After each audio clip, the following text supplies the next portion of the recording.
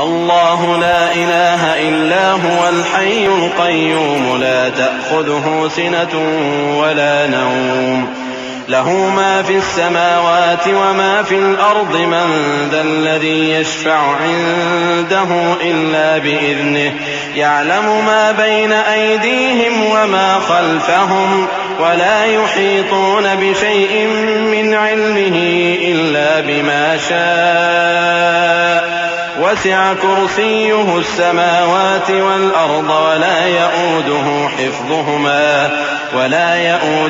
हिफ़्ज़ुहुमा व हुवल अलियुल अज़ीम।